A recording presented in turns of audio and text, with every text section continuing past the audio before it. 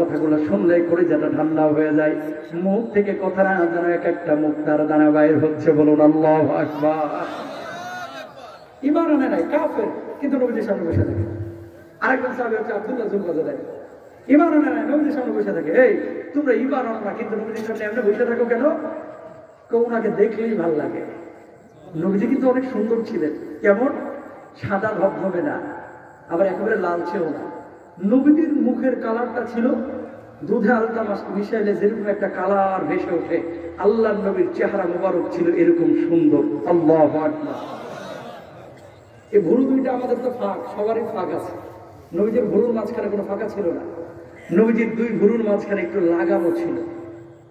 বুক থেকে নিয়ে নাভি পর্যন্ত একটা সরু পশমের রেখা ছিল। পিঠের মধ্যে কবুতরের ডিমের মতো একটা মোহর নবুয়তের সিল ছিল। নবীজি যখন হেঁটে যেত, সাগরের ঢেউ যেন নবীজির চুলের মধ্যে খেলে যাচ্ছে। চুলগুলো ঝাঁকড়া চুল ছিল, বাপরি চুল ছিল, আর চুলগুলো বাতাসে হেলে দুলে নড়তো। বলুন আল্লাহু আকবার। পূর্ণিমার চাঁদের দিকে সামনে তাকাচ্ছেন, আরেকবার নবীজির মুখের দিকে তাকাচ্ছেন। বেশি সুন্দর কে, পূর্ণিমার চাঁদ নাকি আমার পেয়ারা নবী? কতক্ষণ পরে বলতেছেন ইয়া রাসূলুল্লাহ। সাহাবীজি কতক্ষণ পরে বলতেছেন যে আমি দেখলাম যে আমার এই পূর্ণিমার চাঁদ যেটা চোখে আসছে, এই পূর্ণিমার চাঁদের চাইতে আমার নবীজির মুখের চেহারার অবয়বটাই বেশি নূরানি, বেশি উজ্জ্বল। বলুন সুবহানাল্লাহ। আব্দুল্লাহ জুলকারনাইন নবীজির সামনে বসা। সাহাবীরা বলতেছেন ঈমান আনো না, বসে থাকো কেন? দেখলেই ভাল লাগে, দেখলেই ভাল লাগে। এলাকাতেও কিছু লোক পাবেন নামাজ পড়ে, চেহারা ছিল তত ভালো না, সব জীবন যাপন করে, দেখলেই ভাল লাগে। ঠিক না? ভাইরা আমার ইবনুল আস রাদিয়াল্লাহু তাআলা নবীজির সামনে বসে এমন মুহূর্তে মৌমাছির মতো গুনগুন করে আওয়াজ শুরু হয়ে গেল। হঠাৎ সাহাবীরা বুঝতে পারলেন যে ওহী নাজিল শুরু হয়ে গেছে জিবরিল আমিনের মাধ্যমে। মৌমাছির মতো আওয়াজ যখন বন্ধ হলো, আল্লাহর নবী বিশ্ব নবী সাল্লাল্লাহু আলাইহি ওয়াসাল্লাম সাহাবীদেরকে বললেন, সাহাবীরা তোমাদের উপরে একটা সূরা নাযিল হয়েছে, যে সূরাটার নাম হচ্ছে সূরা আসর। সাহাবীরা বললেন, ইয়া রাসূলুল্লাহ, কি বলেছেন আল্লাহ রাব্বুল আলামিন এই সূরার মধ্যে একটু বলেন না? নবীজি বললেন, ওয়াল আসরি ইন্নাল ইনসানা লাফি খুসর ইল্লাল্লাযীনা আমানু ওয়া আমিলুস সালিহাতি ওয়া তাওয়াসাউ বিল হাক্কি ওয়া তাওয়াসাউ বিস সাবর। আসরের সময় সব মানুষ ক্ষতির মধ্যে আছে। চার শ্রেণীর মানুষ ছাড়া, যারা ঈমান এনেছে, যারা সৎ কাজ করেছে, যারা সদুপদেশ দিয়েছে, যারা ধৈর্য ধারণ করেছে। সাহাবীরা তো এই সূরাটা মুখস্থ করলেন। আমর ইবনুল আস তিনি ছিলেন কাফের, তিনি এই সূরাটা মুখস্থ করে ফেললেন। ওই সময় মুসাইলামাতুল কাজ্জাব নিজের নবী দাবি করতো, সেই জামানার মিথ্যা নবী। আমর ইবনুল আসের সাথে তখন মুসাইলামাতুল কাজ্জাবের বন্ধুত্ব ছিল। পরবর্তী দিন মুসাইলামাতুল কাজ্জাবের কাছে আমর ইবনুল আস গিয়ে বললেন, আমর ইবনুল আস গিয়ে বললেন, মুসাইলামাতুল কাজ্জাব মুহাম্মদ সাল্লাল্লাহু আলাইহি ওয়াসাল্লামের উপরে নিয়মিত সূরা নাযিল হয়, আয়াত নাযিল হয়, তোর উপরে কেন সূরা নাযিল হয় না, আয়াত নাযিল হয় না? অমনি ওই সাফাবাজ মুসাইলামাতুল কাজ্জাব জবাব দিচ্ছে, আমার উপরেও সূরা টোরা নাযিল হয়, ওই মুহাম্মদের মতো আমি মানুষের সামনে বলে বেড়াই না, আমি আমার সূরাটার অন্তরের মধ্যে রাখি। এর চাইতে বড় বদমাশ লম্পট আর দুনিয়া একটাও নাই। ঠিক কিনা? বুঝেন নাই কথা? উনার উপরে সূরা নাযিল হচ্ছে, আয়াত নাযিল হচ্ছে, তুই যে নিজের নবী দাবি করতেছিস, ভাইরে তোর উপর কি সূরা টোরা নাযিল হয় না? আমর ইবনুল আস তখন ঈমান আনেন নাই, মুসাইলামাতুল কাজ্জাব তখন কাফের। আমার উপরে সূরা টোরা নাযিল হয়, কিন্তু আমি বলে বেড়াই না মানুষের সামনে, উনি তো খালি বলে বেড়ায়। আচ্ছা, তো গতদিন যে একটা সূরা নাযিল হলো, দেখ কত সুন্দর। কি সূরা নাযিল হয়েছে রে? তো এই সূরাটার নাম সূরা আসর। আমার একটু শোনাইতে পারবি? কাফের হওয়ার পরে উনি সূরা শিখে শোনায় দিচ্ছে, ওয়াল আসরি ইন্নাল ইনসানা লাফি খুসর ইল্লাল্লাযীনা আমানু ওয়া আমিলুস সালিহাত। পুরোটা শোনায় দিলেন। আল্লাহু আকবার বলেন। মুসাইলামাতুল কাজ্জাবকে বলতেছে, আচ্ছা আমি তো শুনাইলাম কাফের হওয়ার পর, তোর উপরে কি সূরা টোরা নাযিল হয় না? তুই আমার দোস্ত মানুষ, নিজের নবী দাবি করিস। গত রাতে আমার উপরে একটা নাযিল হয়েছে, বলবো না? থাক না, আজকে যদি না কইছস তাহলে তোর লগে আমার কোনো সম্পর্ক নাই। তুই কত বড় নবী আজকে বুঝবো। শুন, গত রাতে আমার উপরে একটা নাযিল হয়েছে। কি নাযিল? মাথা নিচু করে কতক্ষণ পর মাথা উঠাইয়া একটা সূরা বানাইছে। বানানো সূরা কি আর কোরআনের মতো অত মজা হয়? কথা কয় না। হে খরগোশের বাচ্চা, তোর কানগুলো ছোট, তোর লেঞ্জাটা খাটো, তোর পেটটা মোটা, তোর পাগুলো খাটো, এটা বলে সূরা ইবলীসও দাঁত কেলায় হাসবো, ঠিক কিনা? মুসাইলামাতুল কাজ্জাব বলতেছে, ইয়া ওয়াবরা ওয়াবরা ফাইন্না মান তালাহু উযুনানে ওয়া সাদরা সাদরা। আমার ইবনে আস বললেন, ও মুসাইলামাতুল কাজ্জাব, যা বলেছিস আর বলিস না, আর বলিস না, আমি বুঝে গেছি কি সূরা তোর উপরে নাযিল হয়েছে। আল্লাহর নামে হলফ করে বলতে পারি, এটা কোনো সূরা হতে পারে না, এটা মানুষের বানানো একটা ফাতরামি, একটা কবিতা হতে পারে সর্বোচ্চ, ঠিক কিনা? কাফের হওয়ার পরেও আল্লাহর নবী সাল্লাল্লাহু আলাইহি ওয়াসাল্লামের সামনে এসে বসেছে, কোরআন শুনেছে, কোরআন শিখেছে, কোরআনের আয়াত মুখস্থ করে ফেলেছে। আর আমার বাংলাদেশের দিকে তাকায় দেখেন, বাপ ছিল হাজে, নিজে নামাজ পড়ে, অথচ কাফের মুশরিক বেঈমানদের সাথে যখন মিলিত হয় তখন আলেমদের বিপক্ষে, ইসলামের বিপক্ষে, ইসলামী আন্দোলনের বিপক্ষে কথা বলে, ঠিক কিনা? আওয়ামী লীগ যতদিন ছিল কিছু ছিল আওয়ামী লীগ, এখন দেখবেন যে আওয়ামী লীগ নাই, আস্তে করে বিএনপিতে যোগ দিয়ে দিবে। কথা কন না কেন? আবার যখন জাতীয় পার্টি আসবে, আমি এই দলে বস, কখনো কখনো আবার টুপি লাগায় জামাতের ভাবু ধরে। সত্যরা মিথ্যা? এরা মুনাফিক, আল্লাহর দুশমন, নবীর দুশমন, ঠিক কিনা?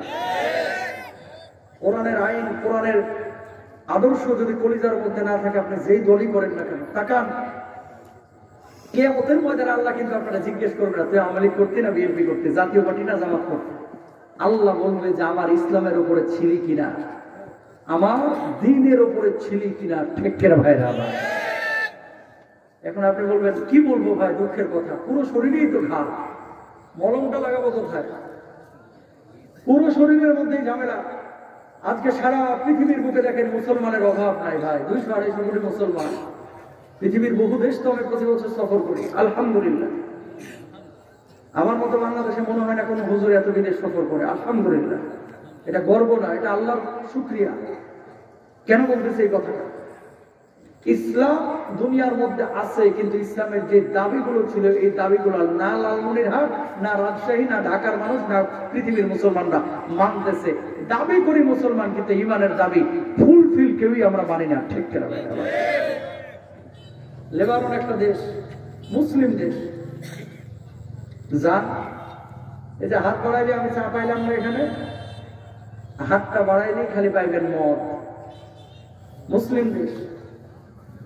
দুবাই এয়ারপোর্টে নামেন, ডিউটি ফ্রি মদ, অভাব নাই, সাইলাম। দুবাই যান, নামে ইসলাম আছে, খালি জুব্বা টুপিতে, জাতীয় ড্রেস হিসাবে। অন্তরের মধ্যে ম্যাক্সিমাম মানুষেরই কুফুরি কুফুরি কুফুরি, ঠিক করে বাইরে। এই শাইখ আহমদুল্লাহ সাহেবের নাম শুনছেন না? গত বছর উনি, আমি আব্দুল্লাহ জাফরুল্লাহ ভাইয়ের সাথে দুবাইয়ের প্রোগ্রাম ছিল। ওনার কাছে একজন বাঙালি আরবিতে কিতাব লেখছে, হোটেলের মধ্যে নিয়ে এসে আরবি কিতাবটা দেখাচ্ছে। আমরা গোল হয়ে বসে দেখতেছি। হঠাৎ গোয়েন্দা এসে আছে, পুলিশ বাহিনীর লোক, দুবাই। কি করো এখানে? তো উনি তো একটা আরবি কিতাব লেখছে, আমরা কিতাবটা দেখতেছি। পুলিশের চোখ দিয়ে মনে হচ্ছে আগুন বের হচ্ছে, এত ক্ষিপ্ত। আদ-দীন ফিল মসজিদ লা ফিল ফুন্দ। দিনের আলোচনা হবে মসজিদে, হোটেলে কিসের দিনের আলোচনা? তার মানে হোটেল হচ্ছে আকামের জায়গা, ওদের ভাষ্য অনুসারে। কথা বুঝেন ভাই? আমি চিন্তা করলাম, আল্লাহ বাঁচাইছে, এই কথাটা যদি বাংলাদেশে আওয়ামী লীগ করুক, বিএনপি করুক, জাতীয় পার্টি, জামাত, জাসদ, বাসদ, যেই দলেরই হোক না কেন, কোন মুসলমানকে যদি এই কথা বলতো যে দিনের আলোচনা হোটেলে কিসের, কোরআনের আলোচনা হবে শুধু মসজিদে, চান্দি ছিলে ফাটা হেলাইতো, ঠিক কিনা?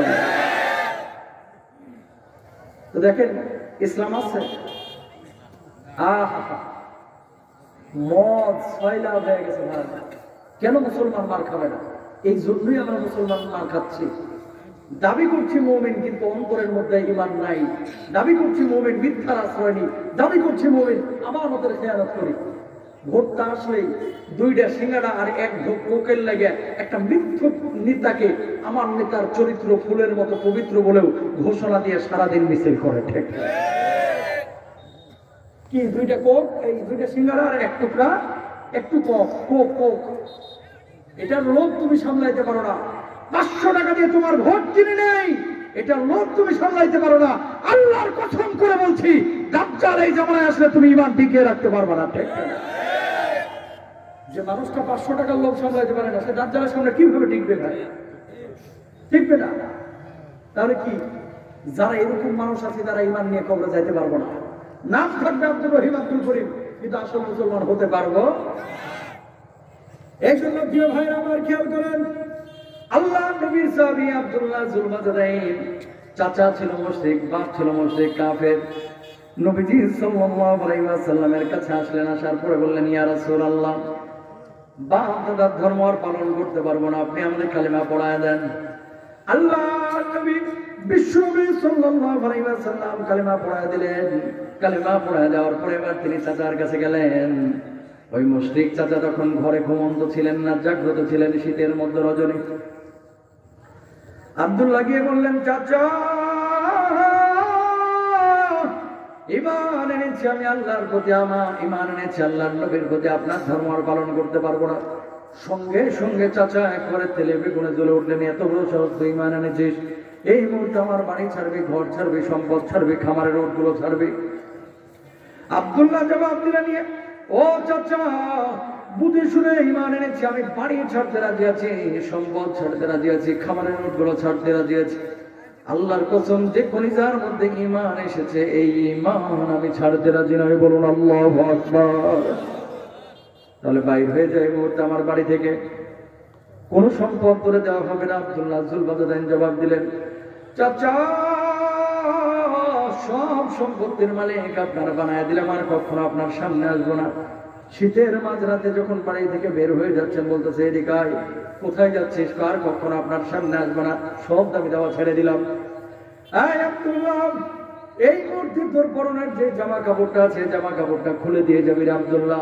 ও চাচা, এই জামা কাপড়টা খুলে নেবেন না, কারণ এটা আমার শেষ সম্বল, আমার তো পরনের আর কিছুই নাই। না না না, এই জামা কাপড়টা আমি কিনে দিয়েছি, এই জামা কাপড়টাও খুলে দিবি, অথবা ঈমান ছাড়বি। সঙ্গে সঙ্গে শীতের নজরেতে আব্দুল্লাহ যুলবাজরাইন নিজের জামা কাপড় খুলে উলঙ্গ হয়ে গেলেন। বলুন আল্লাহু আকবার। উলঙ্গ শরীর নিয়ে বুড়িমার কাছে গেলেন, মা, ও মা, আমার চাচা আমার কি অবস্থা করেছে দেখো, মা ঈমান আনার কারণে। মার চোখে পানি। মার কাছে বললেন, মা, এক টুকরা চাদর হবে নাকি, যে চাদরটা দিয়ে আমি লজ্জাস্থানটা ঢাকবো গো মা।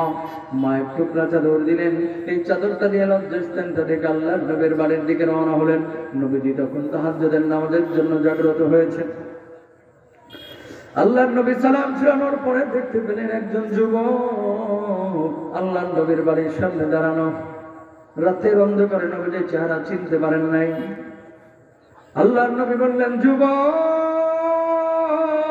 কি নাম তোমার, কি নাম, কি নাম তোমার, কি নাম তোমার, তো চিনলাম না। যুবক জবাব দিলেন, ওগো নবীজি, গতকালকে ঈমান এনেছিলাম, ঈমান আনার কারণে আমার চাচা কি অবস্থা করেছে দেখেন গো নবীজি, বাড়ি থেকে বের করে দিয়েছে, সম্পদ কেড়ে নিয়েছে, আল্লাহর নবী খামারের ওটগুলো কেড়ে নিয়েছে, এমনকি পরনের জামা কাপড়টা পর্যন্ত কেড়ে নিয়েছে। আল্লাহর নবী, দুনিয়ার সব কিছু আমি ছেড়ে এসেছি, আল্লাহর কসম কলিজার ঈমানটাকে আমি ছেড়ে আসি নাই। বলুন আল্লাহু আকবার।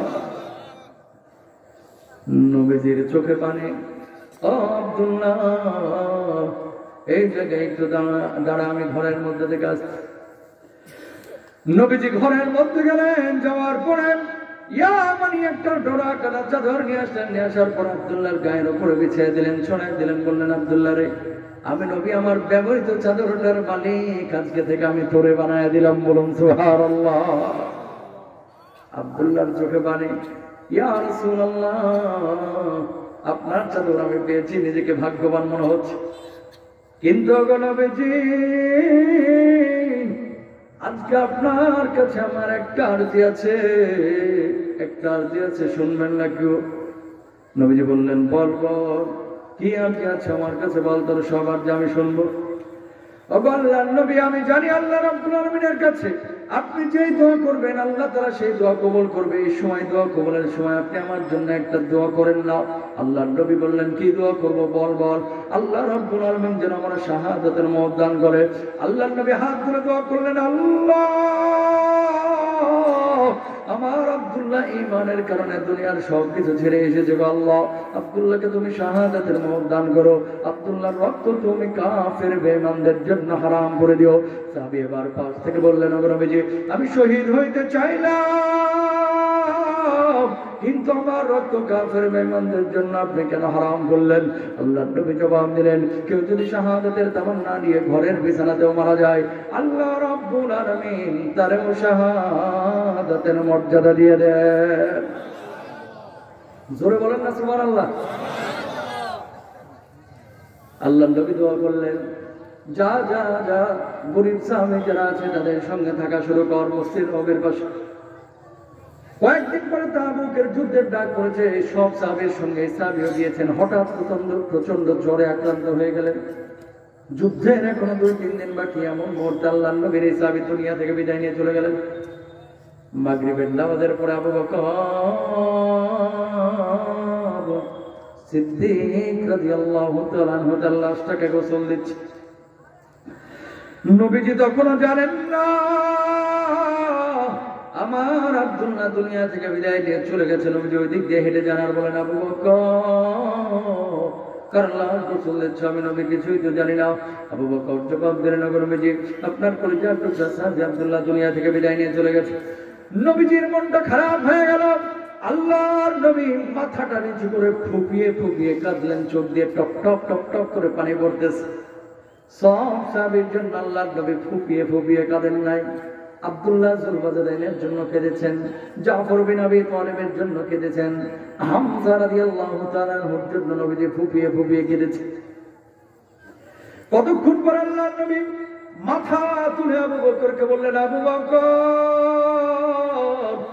লাশ গোসল দিচ্ছে ভালো কথা, আমার আব্দুল্লাহ দুনিয়া থেকে বিদায় নিয়ে চলে গেছে, কেন আগে বলো নাই? কেন আগে বলো নাই গো আবু বকর?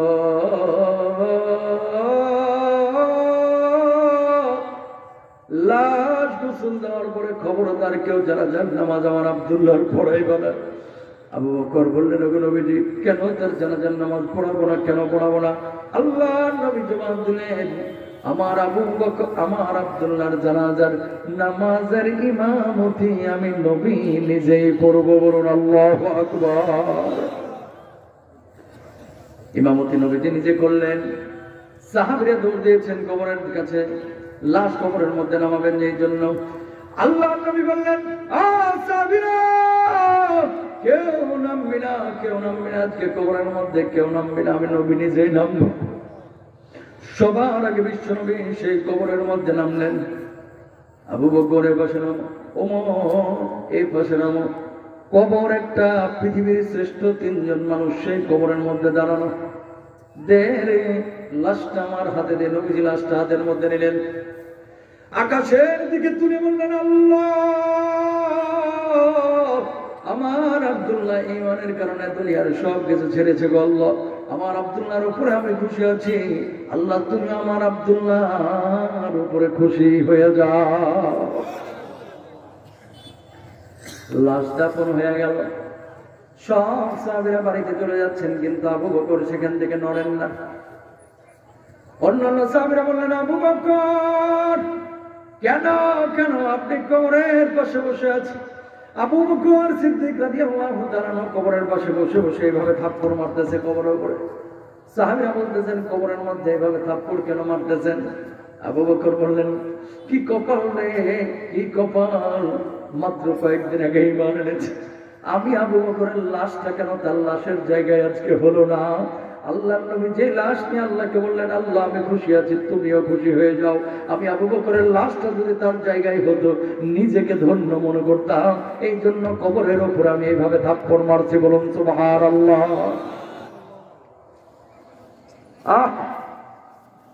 ও দরদের ভাইরা, 50 বছর হয়েছে, 85 বছরের